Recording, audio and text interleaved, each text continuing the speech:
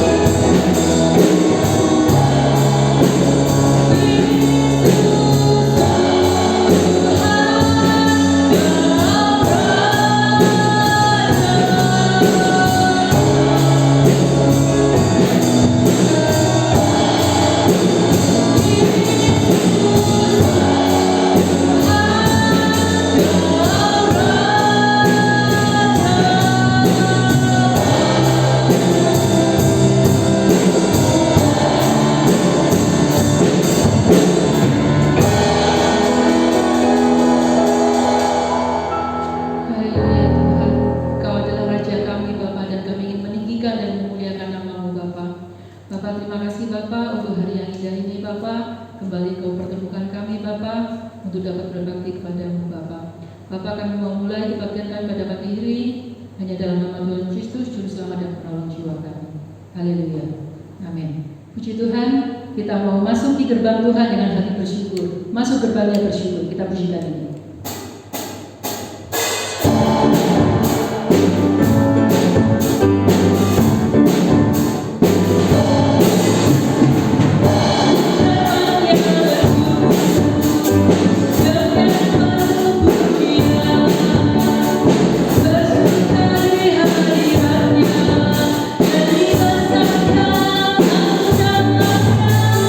Pujikan jumlah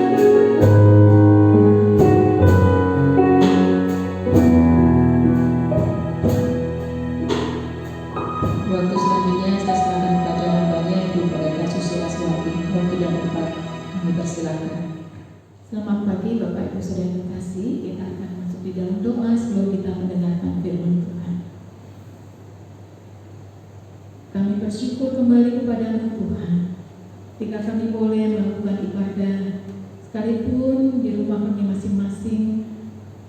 Tapi biarlah Tuhan juga melihat hati kami yang tetap rindu untuk beribadah kepada Tuhan. Setiap pujian sudah kami naikkan ya Bapa, biarlah boleh menjadi dupa yang harum di hadapan Tuhan. Dan sebentar kami akan mendengarkan firman-Mu ya Tuhan. Biarlah firman-Mu juga boleh menjadi pedoman di dalam kehidupan kami, di dalam kami menerima karunia Roh Kudus yang Tuhan berikan bagi kami, untuk kami pergunakan dengan baik kemuliaan nama Tuhan. Biarlah firman-Mu yang akan mengingatkan kepada kami, menuntun kehidupan kami di dalam pelayanan kami akan Tuhan. Tuhan memberkati jam penyampaian firman Tuhan dari awal hingga akhir. Biarlah Roh Kudus kiranya akan mengurapi hamba-Mu dan mengurapi seluruh jemaat Tuhan dimanapun berada, supaya kami semua boleh mengerti dan boleh memaknai tentang karunia Roh Kudus yang Tuhan berikan bagi kami. Terpujilah nama Tuhan, kami Hanya di dalam nama Tuhan Yesus saja kami berdoa. Amin. Bapak Ibu Saudara kasih, pagi ini kita akan membaca bersama-sama firman Tuhan di dalam 1 Korintus pasal yang ke-14 ayat yang ke-10 hingga yang ke-17. 1 Korintus pasal yang ke-14 ayat 10 hingga yang ke-17 dengan tema membangun jemaat. Demikian bunyi firman Tuhan di dalam 1 Korintus pasal 14 ayat yang 10 hingga yang ke-17. Ada banyak, entah berapa banyak macam-macam bahasa di dunia. Sekalipun demikian, tidak ada satupun di antaranya yang mempunyai bunyi yang tidak berarti. Tetapi jika aku tidak mengetahui arti bahasa itu, aku menjadi orang asing bagi dia yang mempergunakannya, dan dia orang yang asing bagiku. Demikian pula dengan kamu. Kamu memang berusaha untuk memperoleh karunia Roh. Tetapi lebih daripada itu, hendaklah kamu berusaha mempergunakannya untuk membangun jemaat. Karena itu siapa yang berkata-kata dengan bahasa roh, ia harus berdoa supaya kepadanya diberikan juga karunia untuk menafsirkannya. Sebab jika aku berdoa dengan bahasa roh, maka roh pula yang berdoa, tetapi akal budiku tidak turut berdoa. Jadi apakah yang harus kubuat? Aku akan berdoa dengan rohku, tetapi aku akan berdoa juga dengan akal budiku. Aku akan menyanyi dan memuji dengan rohku, tetapi aku akan menyanyi dan memuji juga dengan akal budiku.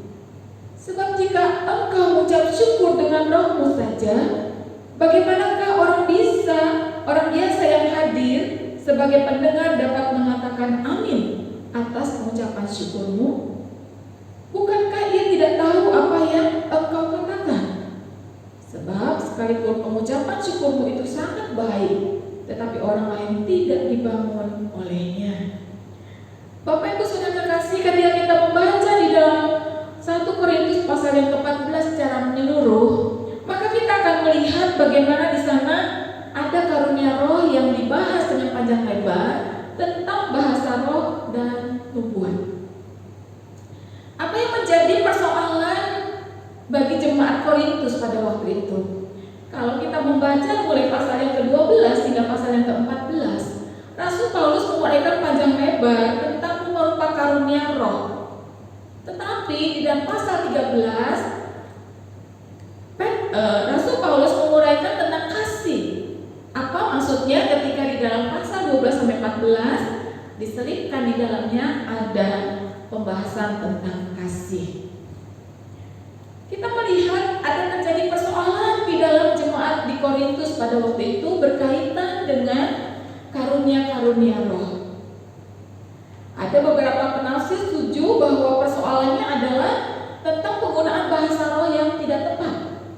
Namun juga ada beberapa penafsir mengatakan bahwa ada perselisihan di jemaat Korintus seputar karunia-karunia roh yang melibatkan dua kubu, yaitu penggemar bahasa roh dan penggemar nubuat. Itu sebabnya Paulus membandingkan tentang dua karunia itu dengan panjang lebar, yaitu karunia bahasa roh dan karunia nubuat. Karunia nubuat dalam pasal ini hanya ditampilkan sebagai salah satu perwakilan dari karunia rohani yang perlu dianggap lebih utama. Di dalam pasal 12 ayat 13 dikatakan bahwa berusahalah untuk memperoleh karunia rohani yang lebih utama. Paulus menyinggung dengan perkataan yang tidak dipahami orang lain dibanding dengan karunia perkataan yang dapat dipahami. Karena bahasa roh dikatakan dalam perkataan atau bahasa yang tidak dipahami oleh orang lain, sedangkan karunia nubuat adalah karunia perkataan yang dapat dipahami orang lain. Inti persoalan terletak pada penghargaan yang berlebihan terhadap karunia bahasa roh sampai-sampai mengabaikan karunia yang lain yang justru lebih bermanfaat secara langsung bagi jemaat. Di dalam pasal 14 ayat yang ke-26 mengatakan segala rahasia. Jadi bagaimana sekarang saudara-saudara, bila mana kamu berkumpul saat tiap-tiap orang mempersembahkan sesuatu, seorang mazmur, seorang pengajaran, atau pernyataan Allah, atau karunia bahasa roh, atau karunia untuk menafsirkan bahasa roh, tetapi semuanya itu harus digunakan untuk membangun. Jadi sebenarnya inti persoalannya adalah bahwa terletak pada penghargaan terhadap setiap karunia rohani yang Tuhan berikan, yaitu semuanya adalah untuk membangun. Jika tidak diluruskan, hal ini dapat mengakibatkan beberapa hal yang buruk terjadi, seperti kesombongan rohani bagi mereka yang memiliki karunia bahasa roh, ataupun menjadi elitisme. Ada golongan-golongan yang merasa lebih rohani karena bisa berbahasa roh, ataupun terjadi kekacauan di dalam ibadah dan bahkan kebingungan bagi orang lain yang mendengarkannya. Karena tidak mungkin orang lain akan mengerti ucapan yang dikatakan oleh orang-orang yang memiliki bahasa roh itu. Jadi konteks teguran di dalam pasal 14 ini bukan berarti Paulus anti dengan bahasa roh. Rasul Paulus sendiri mengatakan bahwa dia lebih dari yang lain. Aku bisa berkata-kata lebih dengan bahasa roh. Jadi bukannya Paulus anti dengan bahasa roh. Rasul Paulus sendiri mengatakan bahwa aku lebih daripada kamu. Jadi Rasul Paulus pun bisa ataupun memiliki karunia bahasa roh itu sendiri. Namun Rasul Paulus menganggap bahwa bahasa roh itu hanyalah sebagai salah satu karunia Roh Kudus. Dan yang perlu diperhatikan adalah penggunaan bahasa roh di dalam konteks ibadah bersama. Jadi inilah yang harus diperhatikan ketika bahasa roh digunakan di dalam konteks ibadah bersama. Seandainya bahasa roh ini digunakan secara tertib dan membangun di dalam ibadah itu, maka Paulus akan mendukung hal tersebut, seperti yang diungkapkan di dalam pasal 14 ayat yang ke-39. Karena itu saudara-saudara, usahakanlah dirimu untuk memperoleh karunia untuk bernubuat, dan janganlah melarang orang-orang yang berkata dengan bahasa roh. Tetapi segala sesuatu harus berlangsung dengan sopan dan teratur. Dengan kata lain, Bapak Ibu Saudara yang terkasih, Rasul Paulus bukan menentang bahasa roh, tetapi di dalam penggunaannya dikatakan haruslah dengan sopan dan teratur. Jadi Rasul Paulus tidak mengurutkan penggunaan bahasa roh ataupun tentang perbuatan mana yang lebih tinggi tingkatannya. Namun Rasul Paulus mengingatkan, ketika bahasa roh itu digunakan sebaiknya di dalam ibadah pribadi. Karena memang bahasa roh ini memang bersifat lebih individualistik. Bahasa roh menjadi berkat bagi yang lain jikalau ada yang menafsirkannya. Jadi jika dipentingkan oleh Rasul Paulus adalah di dalam pasal 14 ini bukan karunia nubuat. Kalau kita membaca dari dalam bagian semuanya, mungkin kita berkata, Rasul Paulus lebih mementingkan karunia nubuat.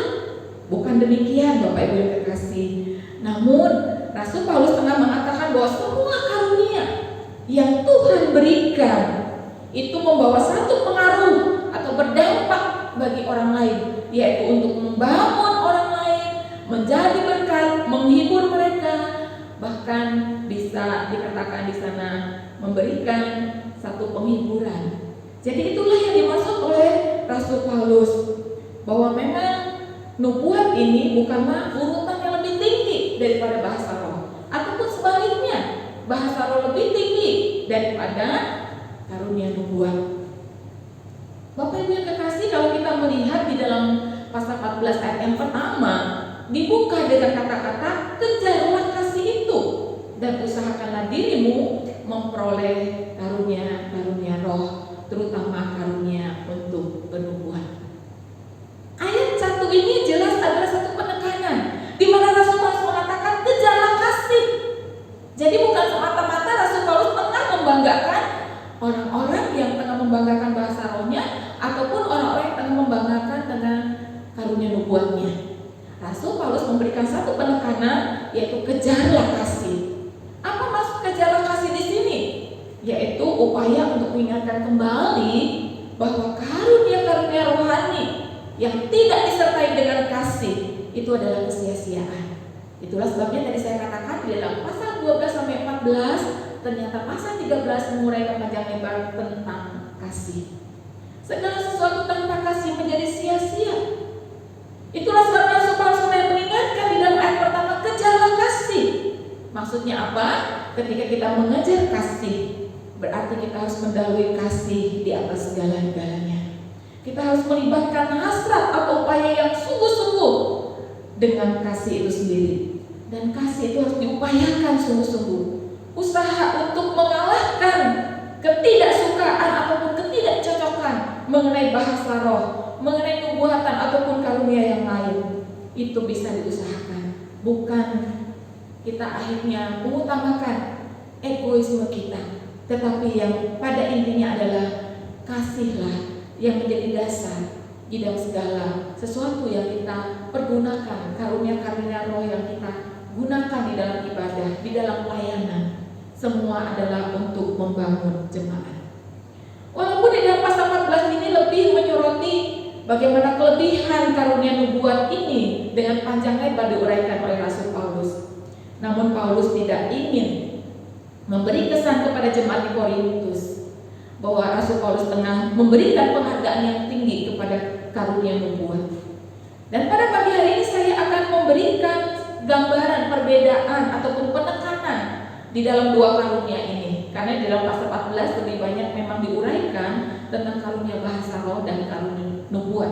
Itulah sebabnya saya akan memberikan gambaran apa bedanya karunia bahasa roh dan karunia nubuat itu sendiri. Karunia bahasa roh memang di dalam Alkitab kita akan menemui ada dua bahasa roh. Yang pertama senolalia dan kemudian glosolalia. Senolalia adalah bahasa yang bisa dimengerti. Di dalam konteks Alkitab hal itu ada di dalam Kisah Rasul pasal yang ke-12. Itu terjadi pada waktu peristiwa Pentakosta. Pada waktu itu para rasul yang berasal dari Galilea namun bisa berkata-kata di dalam bahasa mereka sendiri. Ketika mereka mengucapkan kata-kata mereka tidak mengerti, tetapi para pendengar mengerti apa yang mereka katakan. Karena oleh kuasa Roh Kuduslah para rasul berbicara bahasa Arab, bahasa-bahasa yang lainnya, dan itu dipergunakan oleh orang-orang yang pada waktu itu ada di Yerusalem sebagai bahasa sehari-hari mereka. Dan itu membuat mereka heran bagaimana para rasul memiliki kemampuan untuk mengucapkan bahasa itu. Dan itu adalah karena kuasa Roh Kudus. Itulah artinya senolalia, di mana bahasa roh yang bisa dimengerti, ya. Jadi satu bahasa yang bisa dimengerti. Tetapi apakah glosolalia? Glosolalia adalah bahasa roh yang ada di dalam tulisan 1 Korintus pasal 14 ini, yaitu satu bahasa yang tidak dimengerti oleh orang yang menggunakannya ataupun orang yang mendengarkannya. Sehingga kalau kita bisa melihat panjang lebar, Rasul Paulus mengatakan bahwa bahasa roh boleh dipakai ketika ada yang menafsirkannya. Bapak Ibu Saudara kasih, sehingga ada satu pertanyaan mungkin, apa sih akhirnya gunanya bahasa roh kalau itu diberikan oleh Tuhan dan tidak bisa dimengerti oleh orang yang mendengarkannya? Apa fungsinya? Apa gunanya? Nah, itulah sebabnya Bapak Ibu Saudara yang terkasih, kita bisa melihat bahwa di dalam 1 Korintus pasal 14 ini Rasul Paulus memberikan tata tertib kepada jemaat bagaimana ketika itu jemaat tengah mempergunakan bahasa roh dengan tidak tertib, ya. Sehingga Rasul Paulus mengatakan bahwa bahasa roh itu adalah bahasa yang tidak dimengerti, sehingga diperlukan karunia untuk menafsirkannya, yang jika ditafsirkannya akan menjadi bahasa akal budi yang bisa dimengerti. Setelah ditafsirkan, barulah bahasa roh itu menjadi bahasa yang berguna untuk umum, seperti yang dikatakan dalam 1 Korintus 14 ayat yang kelima. Aku suka supaya kamu suka berkata-kata dengan bahasa roh, tetapi lebih daripada itu, supaya kamu bernubuat, sebab orang-orang bernubuat lebih berharga daripada orang berkata-kata dengan bahasa roh, kecuali kalau orang itu menafsirkannya sehingga jemaat dapat dibangun. Itu bagian yang pertama Bapak Ibu ya. Jadi jelas bahasa roh kalau ada yang menafsirkannya menjadi bahasa akal budi dan itu membangun, bisa menasihati, menghibur sehingga menjadi bernilai adanya.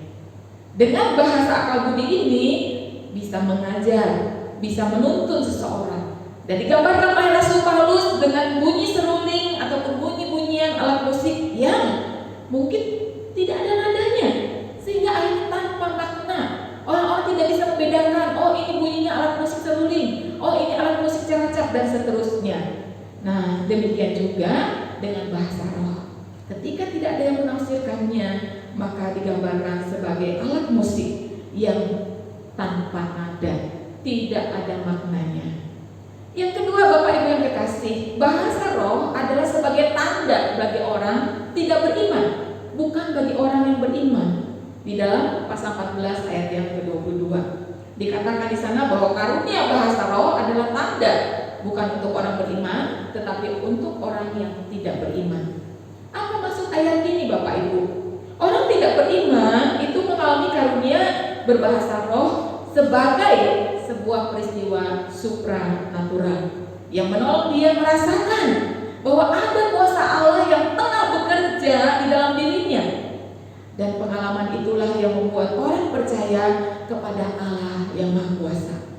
Hal ini mudah kita temukan di dalam Kisah Rasul 8 ayat 4-25, yaitu satu contoh pertobatan orang Samaria yang waktu itu dikenal sebagai seorang penyembah berhala, namun pada waktu itu diberi karunia bahasa roh.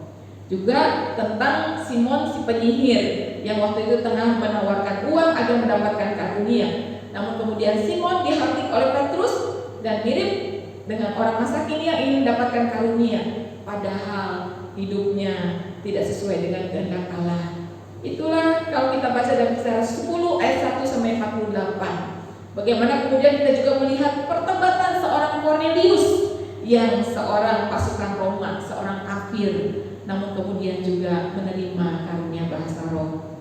Jadi pada intinya Bapak Ibu Saudara yang kekasih, bahwa karunia berbahasa roh itu diberikan kepada orang yang tidak beriman, supaya orang tersebut menyadari bahwa ada satu kuasa Allah yang sedang bekerja di dalam dirinya, yang membawa dia kepada satu pertobatan. Dan yang ketiga, bahasa roh dengan jelas dilarang digunakan di dalam pertemuan jemaat karena bisa membingungkan orang lain. Ataupun di dalam pasal yang ke-23 dikatakan di sana, di dalam ayat yang ke-23, jadi kalau seluruh jemaat berkumpul bersama-sama dan tiap-tiap orang berkata-kata dalam bahasa roh, lalu masuklah orang asing dan orang-orang yang tidak beriman, tidakkah mereka akan katakan bahwa kamu gila? Jadi Bapak Ibu yang kekasih, bahasa roh tidak diperkenankan dipakai di dalam pertemuan jemaat karena bisa membingungkan. Bahkan orang-orang yang sedang berbahasa roh itu bisa disebut sebagai orang gila.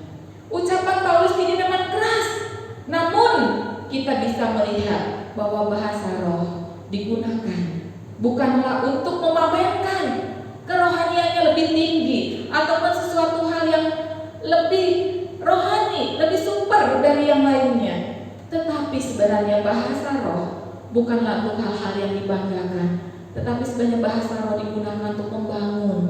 Ketika bahasa roh ada yang menafsirkannya, bisa dipergunakan di dalam pertemuan ibadah. Tetapi jikalau di antara pertemuan itu tidak ada yang bisa menafsirkannya, maka sebaiknya karunia bahasa roh tidak dipergunakan, tetapi bahasa roh digunakan di dalam persekutuan pribadinya dengan Tuhan. Demikian kalau kita bisa melihat Bapak Ibu yang kekasih, Rasul Paulus tengah menekankan sesuatu hal yang penting, bahwa biarlah segala sesuatu bisa membangun jemaat. Karena pada waktu itu praktek penggunaan bahasa roh itu tengah meresahkan, mengancam kehidupan jemaat di Korintus. Mereka yang berbahasa roh begitu percaya diri dan menempatkan diri mereka lebih tinggi dan lebih rohani dari jemaat yang lain, sehingga semestinya mereka-mereka yang mendapatkan karunia bahasa roh itu dipakai untuk kepentingan membangun jemaat secara keseluruhan. Sehingga Paulus mengamati perkembangan jemaat dan mengkhawatirkan bahwa akhirnya bahasa roh yang mereka ucapkan di tengah-tengah ibadah itu tidak ada maknanya sama sekali, tidak membangun dan menyebabkan orang luar menafsirkan ibadah Kristen sesuatu hal yang tidak bermutu. Itulah sebabnya Bapak Ibu Saudara yang terkasih, ketika seseorang memiliki karunia berbahasa roh, baiklah dia meminta kepada Tuhan karunia untuk menafsirkan bahasa roh yang mereka miliki.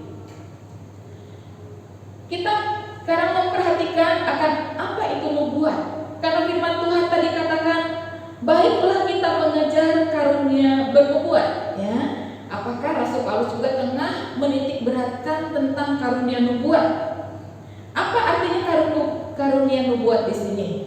Karunia nubuat adalah satu kemampuan yang diberikan secara khusus kepada seseorang oleh Tuhan dan dipakai untuk menerima dan menyampaikan satu pesan kepada jemaat.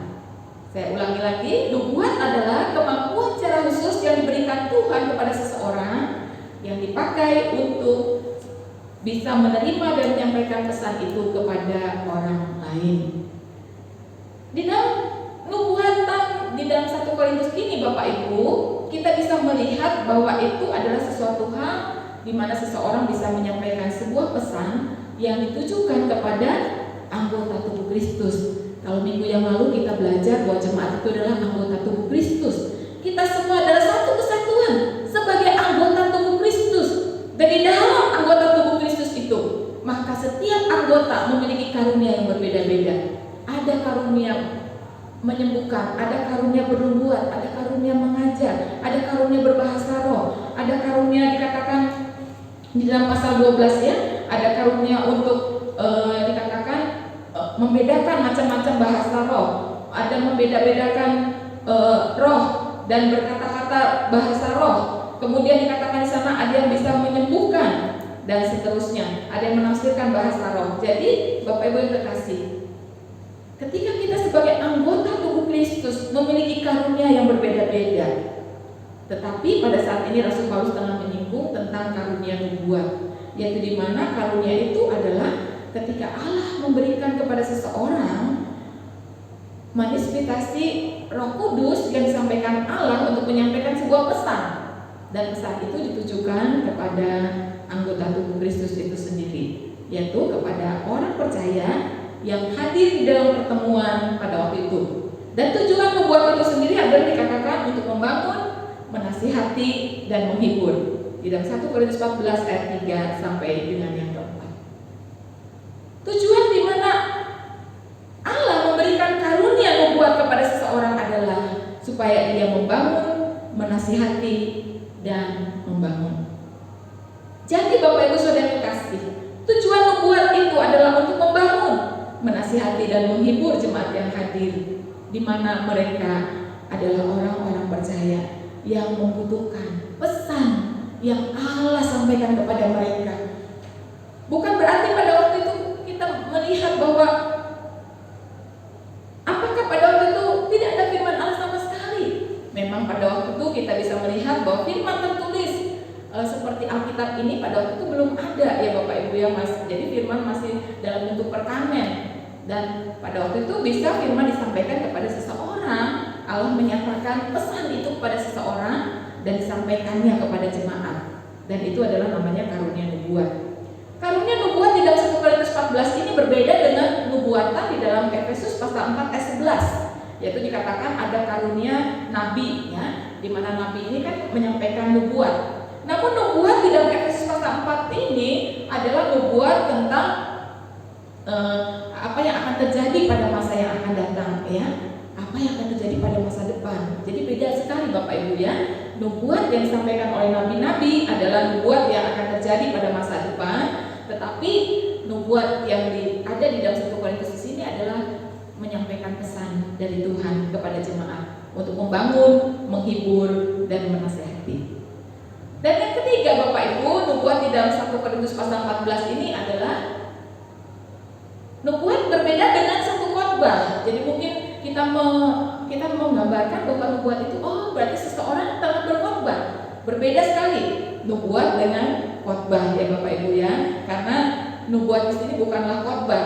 nubuat ini adalah pesan yang memang disampaikan dari Allah kepada seseorang untuk disampaikan kepada jemaat, tetapi berbeda dengan khotbah ya. Jadi kalau kita bisa melihat di sana seperti yang dikatakan di dalam pasal yang ke-14 ayat 26, bahwa bila mana kamu berkumpul, hendaklah tiap-tiap orang mempersembahkan sesuatu, yang seorang mazmur, yang lain pengajaran atau penyataan Allah, atau karunia bahasa roh, atau karunia untuk menafsirkan bahasa roh. Tetapi semua harus digunakan untuk membangun. Jadi Bapak Ibu yang terkasih, di dalam kehidupan jemaat abad pertama, kita bisa melihat bahwa memang pertemuan itu adalah sesuatu hal yang normal, sesuatu hal yang memang dirindukan untuk ada satu berkumpul bersama-sama di mana mereka menerima pengajaran, mereka bisa menerima pernyataan Allah, mereka bisa menaikkan satu mazmur pujian kepada Tuhan.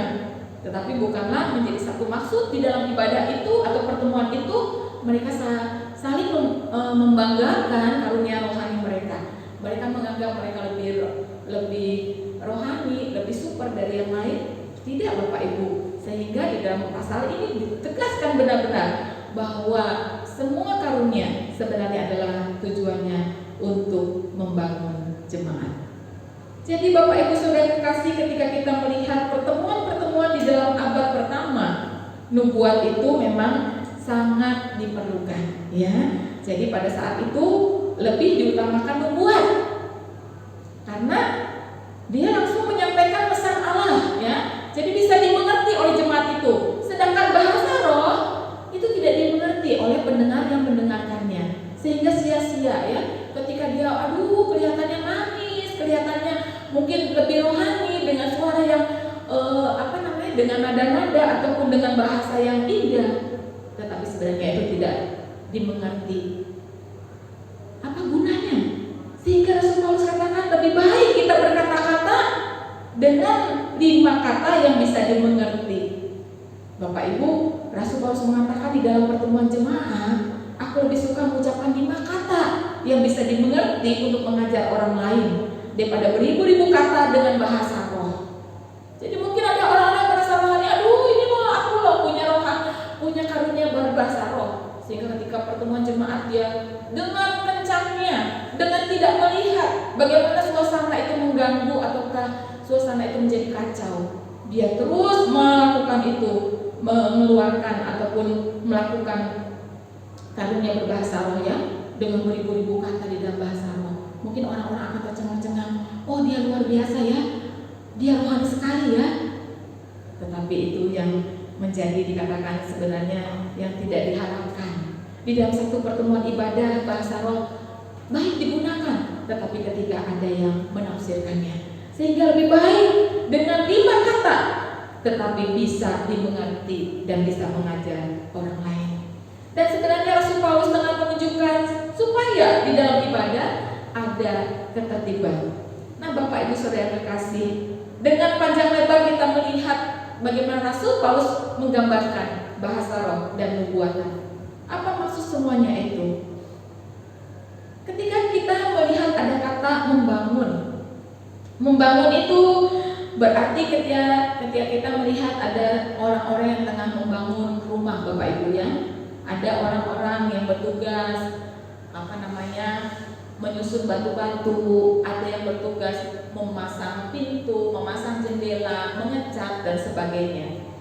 Dan di dalam tugas pembangunan itu sendiri Bapak Ibu, ada yang merancang, sampai ada yang bagian pengecatan, bagian pembangunan dan seterusnya. Dan ketika rumah itu berdiri Bapak Ibu, apakah kemudian orang-orang membanggakan diri, oh ini loh hasil kerjaku. Kemudian melihat jendela, ini loh hasil kerjaku. Melihat bagian tembok, oh ini hasil kerjaku. Tidak ada yang bisa mengklaim ketika ini hasil kerja mereka masing-masing ketika rumah itu sudah selesai. Tetapi sang pemilik, dialah yang akan membanggakan rumah itu, bahwa rumah inilah adalah milik saya. Ketika kita merenungkan semuanya itu Bapak Ibu yang terkasih, adakah sesuatu yang harus dibanggakan ketika di dalam pertemuan ibadah, pertemuan jemaat? Patutkah kita bisa menyombongkan diri dengan karunia kita masing-masing? Patutkah kita membanggakan karunia roh yang Tuhan berikan. Apa itu karunia roh? Karunia itu adalah pemberian Tuhan, karis, pemberian, anugerah yang Tuhan berikan. Dan ketika karunia roh itu diberikan kepada kita Bapak Ibu, tujuan Tuhan adalah bukan untuk kita membanggakan diri, tetapi untuk membangun, untuk kemuliaan nama Tuhan. Sehingga marilah kita merenungkan bagian ini. Apakah pada saat ini kita tengah merasa bangga dengan apa yang kita kerjakan, ataupun apa yang kita sudah lakukan dalam pelayanan? Jadi pada intinya Bapak Ibu yang terkasih, kalau kita melihat inti daripada nubuat itu sendiri adalah nubuat itu sebenarnya ditujukan pada manusia, dan karunia berbahasa roh ditujukan kepada Tuhan. Karunia nubuat itu bertujuan untuk membangun jemaat, sedangkan karunia bahasa roh adalah untuk membangun dirinya sendiri. Itulah sebabnya Bapak Ibu, biarlah ketika kita memiliki karunia apapun yang Tuhan percayakan kepada kita, mungkinkah kita memiliki karunia mengadakan mujizat? Mungkinkah kita memiliki karunia untuk bernubuat? Mungkinkah kita memiliki karunia untuk membedakan bermacam-macam roh? Ataupun kita mungkin memiliki karunia untuk berkata-kata dengan bahasa roh? Ataupun kita mungkin memiliki karunia untuk menafsirkan bahasa roh itu sendiri? Tetapi bayarlah kita semua bersyukur pada Tuhan, karena dikatakan semuanya itu diberikan oleh Tuhan secara khusus seperti yang dikehendakinya. Apa yang menjadi aplikasi dalam kehidupan kita melalui renungan pada pagi hari ini? Yang pertama Bapak Ibu, jangan kita merasa lebih hebat dengan karunia yang kita miliki, karena karunia rohani yang kita miliki adalah pemberian Tuhan. Yang kedua, syukuri setiap karunia yang kita miliki dan pakai dengan segala kerendahan hati. Ketiga, biarlah karunia roh yang kita miliki itu bermanfaat untuk membangun jemaat, menjadi berkat bagi orang lain, bisa menghibur dan bisa menasihati. Keempat, biarlah karunia yang Tuhan berikan untuk melayani Tuhan dan memuliakan namanya. Dan semuanya itu kita lakukan berdasarkan kasih. Karena percuma kita memiliki banyak karunia tetapi tidak didasari dengan kasih. Bila kita melakukan apapun, karunia-karunia yang kita miliki, pergunakan dengan kasih, dalam arti membangun jemaat, menjadi berkat bagi sesama, dan nama Tuhan dimuliakan. Amin. Firman Tuhan. Bapak Ibu Saudara yang terkasih, sebagai satu pujian kita rindu, kita menyanyikan satu pujian, peganglah tanganku Roh Kudus. Kita meminta biarlah Roh Kudus yang akan memegang tangan kita, menuntun tangan kita, sehingga kita boleh melalui setiap karunia roh yang Tuhan berikan, kita boleh memuliakan nama Tuhan. Hidup kita boleh menjadi berkat.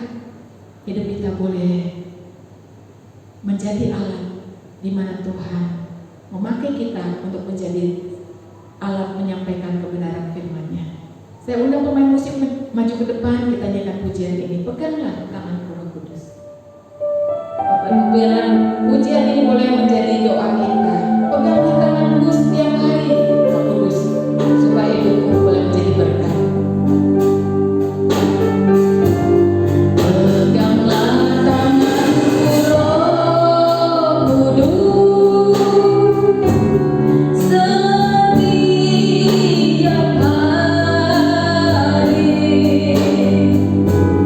ku tak dapat dan sendiri.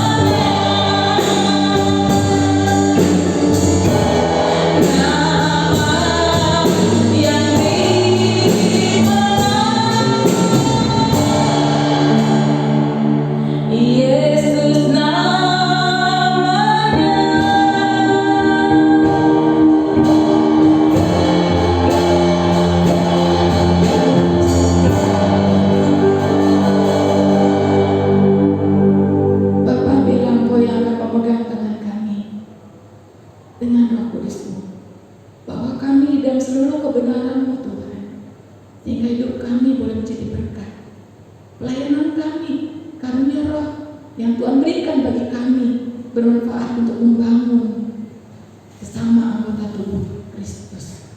Yang boleh membangun, menghibur, menasihati Bapak. Kami percaya Tuhan, ada rencana Tuhan yang terindah ketika Kau berikan karunia rohani bagi kami. Bila kami boleh pergunakan untuk melayani Tuhan, melayani dengan segala kerendahan hati, dan melayani dengan penuh ucapan syukur. Tuhan memberkati seluruh jemaat-Mu, Tuhan berkati kami semua, supaya kami tidak merasa lebih rohani, lebih baik dari yang lain. Dengan karunia yang kami miliki, tidak lebih baik dengan karunia yang lain, tetapi kami boleh mensyukurinya, dan karena itu adalah pemberian Tuhan, dan itu diberikan secara gratis dan cuma-cuma. Kami bersyukur padamu Tuhan, bila firman-Mu boleh termeterai dalam hati kami boleh pergunakan untuk melayani Tuhan. Terima kasih Bapa yang baik, terpuji nama-Mu. Kiranya Kau menyempurnakan firman yang sudah kami dengar dan hamba-Mu sampaikan, biarlah semuanya boleh menjadi berkat. Dalam nama Tuhan Yesus kami bersyukur padamu dan berdoa. Amin. Waktu selanjutnya saya serahkan pada Bapak Pendeta Timotius untuk menyampaikan pengumuman dan doa berkat. Demikian Bapak Ibu sekalian, pemberitaan firman Tuhan pada kesempatan pagi hari ini berikutnya Pendeta Susi Raswati dan yang boleh menjadi berkat bagi kita semua. Saudara sekalian, sebelum kita mengakhiri pada kita pada kesempatan pagi hari ini, beberapa hal yang perlu kita perhatikan dan dengan waktu sepekan kita pada minggu ini. Saudara-saudara, jadwal ibadah untuk minggu depan, khususnya di Kepulauan Tengah, minggu depan tanggal 14 Juni akan dihadiri Bapak Pendeta David Soleman dan akan disiarkan dilaksanakan secara online. Pada hari Selasa, pertama Alkitab kita mendatang akan dihadiri oleh Pendeta Nugrah bersama Sahabat Penatua Jumitra Haryanto dan akan membahas dalam kitab Matius pasal 23 ayat yang pertama sampai dengan ayat yang ke-22. Dilaksanakan secara live streaming dari Taman Harapan pukul 6:30 malam. Untuk ibadah kaum wanita pada Rabu mendatang tanggal 10 Juni, pada kaum wanita khusus di Raya Arjuna Bromo akan diadakan pendeta muda Rian Waru, dilaksanakan secara live streaming. Sedang ibadah doa malam pada malam harinya pukul 7 malam akan dilayani pendeta muda Pembetiar, dilaksanakan secara online. Bapak Ibu sekalian, ada bagian pemuda Sabtu depan untuk bagian pemuda Pondok akan dilayani pendeta muda Pondok Tiar, dilaksanakan secara live streaming. Sedang bagian remaja minggunya akan dilayani pendeta Susi Raswati. Saudara-saudara, ada satu berita duka telah dipanggil pulang rumah Bapa di surga, yaitu Ibu Yuliana Suwarni atau Ibu Jimmy Karyadi pada hari Jumat yang lalu. Sekalian, dan pada siang nanti pada pukul 1 siang akan dilaksanakan acara pelepasan jenazah dan pukul 1:30 akan diberangkatkan menuju tempat kremasi di Kapelaya di Kembang Kuning dan diberangkatkan dari rumah duka jasa kamar 16. Hanya menjadi perhatian dan doa kita bersama-sama sebagai jemaat Tuhan. Yang terakhir, Bapak Ibu sekalian, bagi Bapak Ibu sekalian yang mempersembahkan persembahan pekerjaan Tuhan, saudara bisa mentransferkan persembahan saudara melalui Bapak Bank. Pertama Bank CMB Niaga nomor 7017 6986 8200. Kemudian yang kedua BCA oleh Ibu Morin Irwanti Karyadi nomor 72800 10027 dan terakhir lewat B nomor 0822 3243 7840. Kiranya hal ini menjadi perhatian kita bersama-sama sebagai jemaat Tuhan. Bapak Ibu sekalian, mari kita akan bersama-sama kami berdiri kita mengakhiri ibadah kita pada kesempatan pagi hari ini. Mari kita berdoa.